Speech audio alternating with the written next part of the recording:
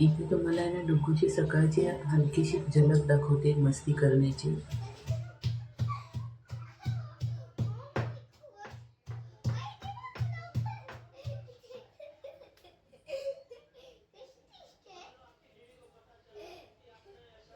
हाय कर हाय कर. तू सोड त्याला, तू सोड. हाय कर mamma.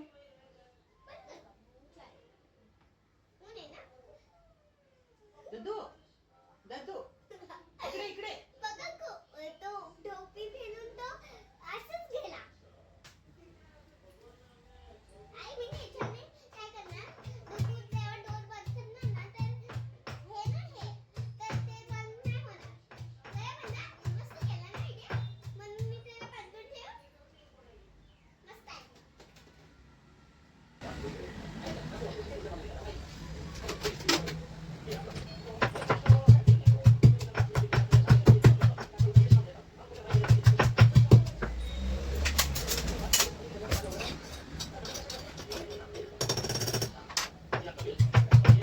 Hey, hi, hello everyone. Welcome back to my channel Sparsh Mommy's Good Lab. कसे आहात तुम्ही सर्व? मस्त ना? मस्तच राहा आणि मस्त राहून स्वस्तही राहा. तर फ्रेंड्स, आजचा हा व्हिडिओ जो आहे ना तो सॅटर्डेचा आहे आणि सॉरी फ्रेंड्स, थोडा व्हिडिओ लेट येतात आहे. पण काय ना, व्हिडिओ रेडी असं एडिटिंग करून होतं, पण व्हॉईस ओव्हर करायला मिळत नाही. आणि व्हॉईस ओव्हर यासाठी करावं लागतं की ना बॅकग्राऊंड आवाज भरपूर असतो, त्यामुळे व्हॉईस ओव्हर करण्याची गरज पडते. तर ठीक आहे, काही नाही. तर इथे बघा आहे ना, हा सॅटर्डेचा व्हिडिओ आहे आणि मी इथे ना मिस्टरांसाठी बनवत आहे पिठलं भाकरी. तर कारण की त्यांनाही आज आहे ना बाहेर जायचं होतं आणि इशी पण बोलली की मम्मी पिठलं भाकरीच खाणार ती पण. मग तिच्यासाठी आणि मिस्टरांसाठी पिठलं भाकरी बनवलेलं, कारण माझा तर उपवास होता, श्रावणी शनिवार. तर मी संध्याकाळीच डायरेक्ट स्वयंपाक करणार होते. तर म्हटलं चला इथे आहे ना पिठलं भाकरी बनवूया. तर इथे आहे ना मी डाळीचं पीठ घेतलं आहे, चण्याच्या डाळीचं पीठ, बेसन.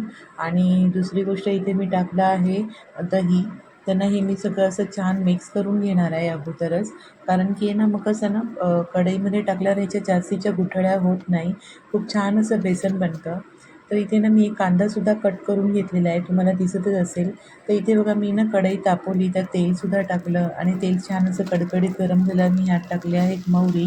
त्यानंतर आहे ना मी खलबत्त्यामध्ये आहे ना ठेचा बनवून घेतला होता. हिरवी मिरची, लसूण आणि जिरे एवढाच ठेचा होता. तर हे मी ना असं छान फ्राय करून घेतलं, तुम्ही ते बघू शकता. आणि आता बघा मी ना यामध्ये कांदासुद्धा टाकला आहे. तर आपण छान असं आहे ना फ्राय होऊन देणार आहोत कांदा. आता मी यामध्ये टाकणार आहे हळद. हळद टाकल्यावरती ना आपण याला छान असं फ्राय करून घेऊया एकजीव करून. आणि त्यानंतर आपण यामध्ये टाकणार आहोत ना थोडं गरम पाणी. तर गरम पाण्याने कसं ना फ्रेंड्स, याला लवकर अशी उकळीसुद्धा येते आणि लवकर म्हणजे छान अशी टेस्ट पण येते. मी तुम्हाला नेहमीच प्रत्येक व्हिडिओमध्ये सांगते की तुम्ही जेव्हा पण भाजी बनवाल त्यात गरम पाणी टाका, गरम पाण्याचा यूज करा, त्याने टेस्ट अशी छान राहते. आणि आता मी यामध्ये ना टाकलं आहे मीठ. तर आता बघा आहे ना ह्याला अशी छान उकळी आल्यावरती आपण ह्यामध्ये हे टाकूया. इथे ना मी थोडीशी कोथिंबीरसुद्धा टाकून घेणार आहे अगोदरच आणि ह्याला हलवून घेणार आहे. त्यानंतर बघा मी आहे ना हळूहळू ह्याच्यामध्ये बेसन आणि दही असं मिक्स केलेलं बॅटर सोडणार आहे.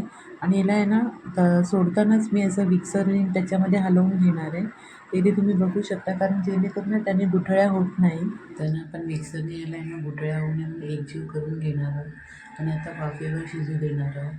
तर मग तुम्हाला माझी रेसिपी कशी वाटली ते मला नक्की कमेंट बॉक्समध्ये सांगा. चला मग भेटूया नेक्स्ट व्हिडिओमध्ये, तोपर्यंत बाय बाय.